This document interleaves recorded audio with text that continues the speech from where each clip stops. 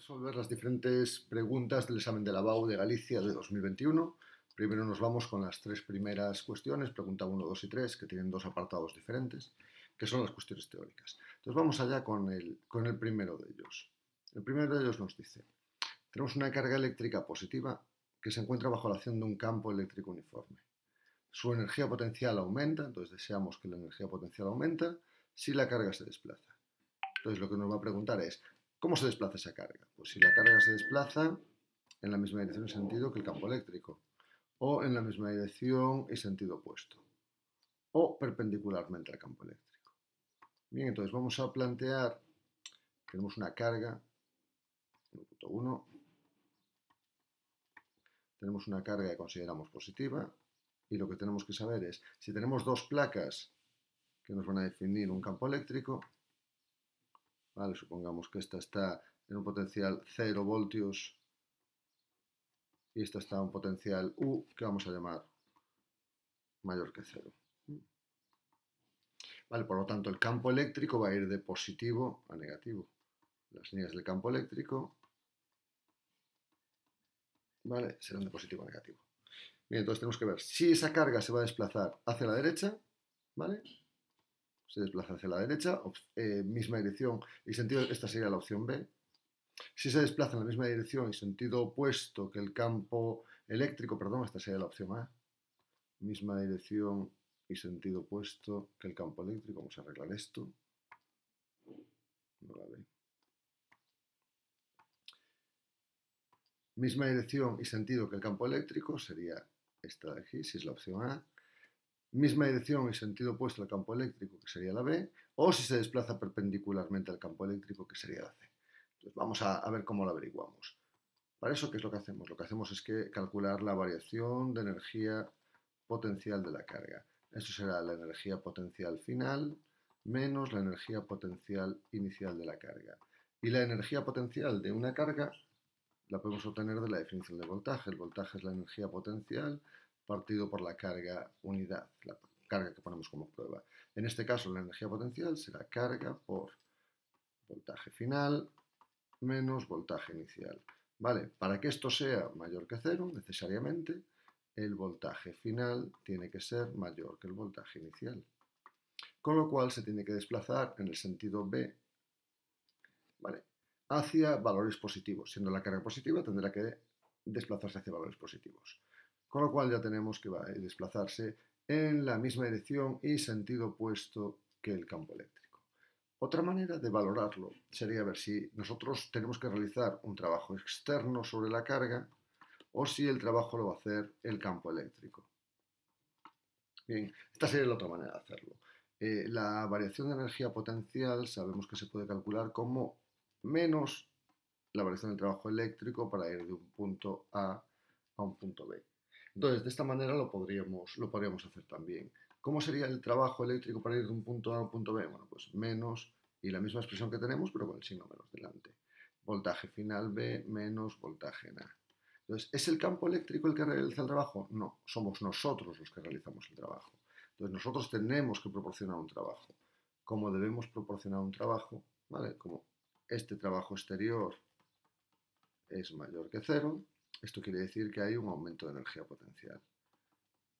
¿Cómo conseguimos nosotros realizar un trabajo? Bueno, pues cuando necesitamos acercar una carga positiva hacia valores positivos. La carga positiva hacia positivo. Que sería la otra manera de llegar a la misma respuesta, que es la B. Bien, vamos con el 1.2. Entonces, el 1.2 nos dice 1.2. Vamos a ampliar un poquito. Lo leemos y ampliamos. Dos satélites artificiales describen órbitas circulares alrededor de un planeta de radio R, siendo los radios de sus órbitas 1,050 y 1,512. ¿Vale? La relación entre sus velocidades de giro es... Bien. Entonces, vamos a apuntarnos los valores que necesitamos, que serían el radio del planeta A es 1,050 R y el radio del planeta B 1,512 R. Bien, ¿cómo podemos obtener la relación entre las velocidades? Bueno, pues obteniendo primero la velocidad orbital. ¿Cómo obtenemos la expresión de la velocidad orbital? Bueno, pues cuando tenemos un punto central, es una fuerza central, y un planeta que va a orbitar alrededor de ese punto central, ¿no? Pues realmente tenemos dos planetas, uno con un radio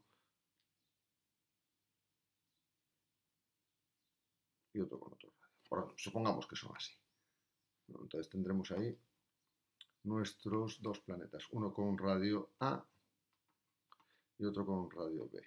¿Qué es lo que va a suceder? Pues lo que va a suceder es que hay una fuerza atractiva hacia ellos, hacia el centro. Entonces la fuerza gravitatoria va a ser igual a la masa por la aceleración centrípeta. Con lo cual tenemos que G, constante de gravitación, masa del cuerpo que atrae, masa del que se ha atraído, partido por distancia al cuadrado, es igual a masa por aceleración centrípeta. Masa por velocidad al cuadrado partido por radio. De ahí podemos obtener fácilmente que la velocidad al cuadrado es G por m partido por r, o lo que es lo mismo, velocidad es la raíz de gm partido por r. Bien, de ese modo vamos a comprobar la relación entre las velocidades. ¿Qué es lo que haremos? Pues calcularemos v2 dividido entre v1.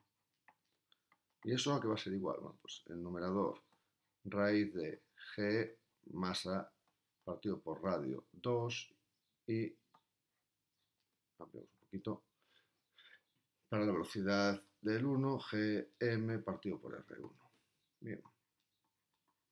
¿Qué obtenemos de aquí? Bueno, pues que la velocidad 2 dividida entre la velocidad 1, que va a ser la relación entre ellas, será, bueno, pues vamos a ver qué cancelamos. Pues la constante de gravitación está en el numerador en los dos, la masa está en el numerador en los dos, con lo cual podemos cancelarlas. De este modo nos queda R1 raíz de R1 en el numerador, R2 en el denominador. Si hacemos esta relación, que sería, bueno, pues radio en B dividido entre radio en A y hacer la raíz cuadrada, nos da ese valor 1,2, que sería la respuesta que estaríamos buscando. Bien, ahí la tenemos, 1,2.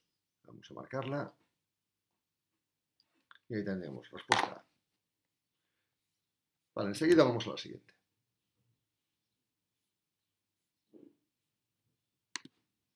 Vamos a la pregunta 2.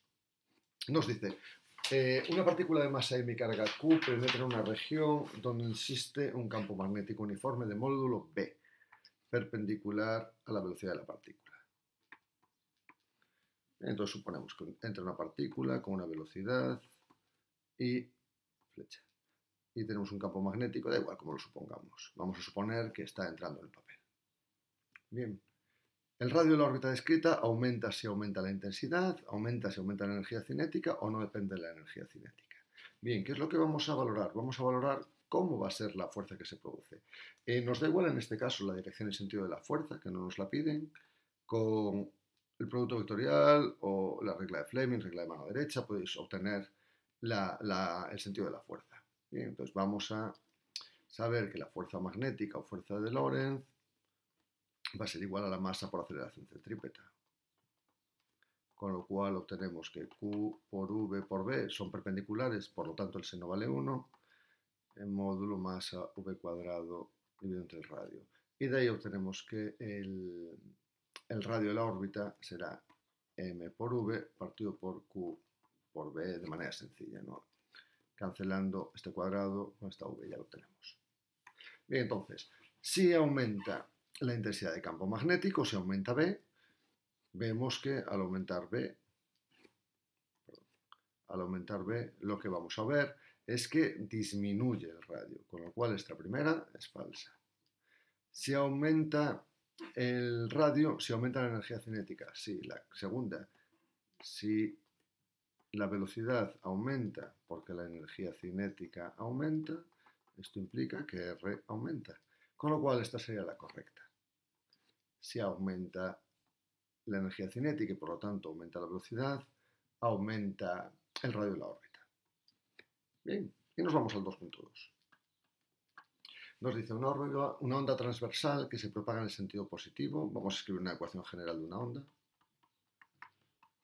A por seno de 2pi por la frecuencia por tiempo. Sentido positivo, por lo tanto, signo menos, 2pi partido por lambda, sería el número de ondas, x Suponemos que no hay desfase, no nos lo dan. La velocidad es de 300 metros segundo y el periodo de oscilación 2 por 10 elevado a 2 segundos. Sabemos que la velocidad 300 metros segundo y que el periodo es 2 por 10 elevado a menos 2 segundos. Nos dice dos puntos que se encuentran respectivamente a distancias 20 y 38 metros del centro de vibración estarán en fase, en oposición de fase o en una situación distinta. Entonces, ¿qué es lo que vamos a valorar? Vamos a valorar cuál es la diferencia de camino entre esos dos puntos, x2 menos x1. Como el valor de uno es 38 metros y el valor de otro es 20 metros, esa distancia son 18 metros. Para saber si están en fase o si están en oposición de fase, o en cualquier otro modo, tendremos que valorar si eso es igual a, podemos valorar a un número de longitudes de onda o a un semientero, múltiplo semientero de longitudes de onda. Aquí tendríamos en el primero una interferencia constructiva y en el segundo una interferencia destructiva, en fase o en contrafase. Bien, pues para eso necesitamos saber cuál es la longitud de onda. Vale, pues como la velocidad de una onda es lambda por f o bien lambda por 1 partido por t, podemos obtener que la longitud de onda es v por t y esa longitud de onda nos da 6 metros si hacemos la operación. Por lo tanto, 18 metros es igual a n por 6 metros. N es igual a 3, por lo tanto tenemos en fase, interferencia constructiva o en fase.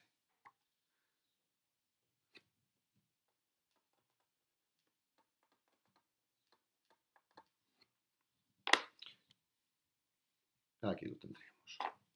Entonces están en fase.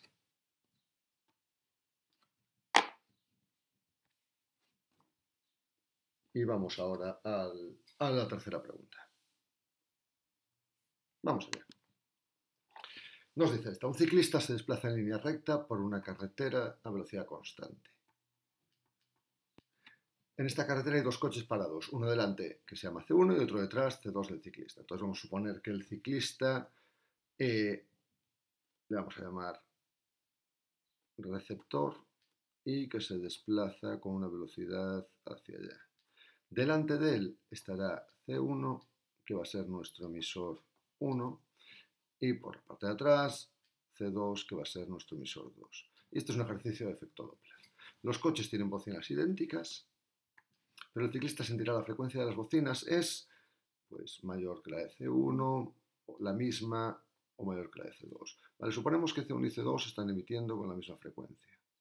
Dos maneras de razonarlo. Una manera sería a partir de la expresión.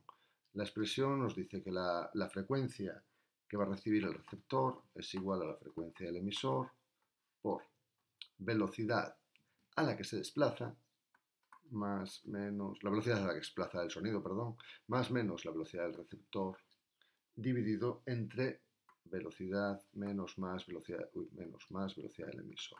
Como la velocidad del emisor es cero, este término desaparece. Con lo cual solo tendremos que valorar si la velocidad del receptor se acerca a la fuente, se acerca al emisor o se aleja de él. Entonces una manera sería a través de la expresión. De esa manera podríamos obtener perfectamente como el ciclista se está alejando, por lo tanto es signo menos para C2, este numerador se hace mayor, este numerador se hace menor, por lo tanto si se hace menor, la frecuencia del receptor será un número por algo menor, con lo cual será menor. Otra manera de hacerlo sería con las longitudes de onda, sin tener que llegar a usar la expresión. Como R se acerca a C1, ¿qué observa? Que las longitudes de onda que emite C1 son más cortas, van llegando más juntas, son más cortas.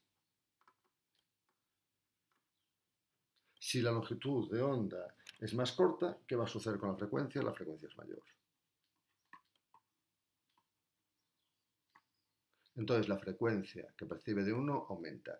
¿Qué va a suceder con un C2? Bueno, pues como el ciclista se aleja de C2, la longitud de onda que percibe de 2 es mayor, como la longitud de onda es mayor, la frecuencia disminuye. La frecuencia que percibe de 2 disminuye. Bien, que es exactamente lo mismo que obtenemos con la expresión, ¿vale? Usando el signo. Y vamos con la última, 3.2. Bueno, por lo tanto, vemos la opción, ¿no? ¿Cuál será? El ciclista sentirá que la frecuencia de las bocinas es mayor la de C1. Uy, que me queda un color que no me gusta. Ahí en amarillo, ¿no? Bien. Vamos con la siguiente, la 3.2. Y nos dice, un fotón de luz visible con longitud de onda de 500 nanómetros tiene un momento lineal de... ¿Vale? Tenemos que calcular el momento lineal de un fotón que tiene por longitud de onda 500 nanómetros, 500 por 10 elevado a menos 9 metros. Y sabemos la constante de Planck, 6,63 por 10 elevado a menos 34 joules por segundo. Bien, entonces, ¿cómo calculamos el momento de un fotón? El momento de un fotón sería la masa por la velocidad del fotón, ¿vale? Pero no tenemos este valor. Entonces, ¿qué es lo que haremos? Lo que haremos es que la energía que tiene un fotón, h por f, y la frecuencia es h por la velocidad del fotón partido por longitud de onda, y eso lo podemos igualar a la energía dada por la expresión de Einstein, m por c cuadrado. Si igualamos las dos, ¿vale? Veis que c se va a ir con c, nos queda que h partido por lambda es igual a m por c, y esto es igual al momento del fotón. Con lo cual podemos calcular simplemente h partido por lambda. Entonces el momento del fotón, h partido por lambda, introducimos h, introducimos la longitud de onda y el valor que nos da es 1,33 por 10 elevado a menos 27 kilogramos por metro partido por segundo, con lo cual ya tenemos el resultado que pedíamos. Y aquí está. 1,33 por 10 elevado a menos 27 kilogramos por metro partido por segundo. Y de esta manera hemos acabado las cuestiones.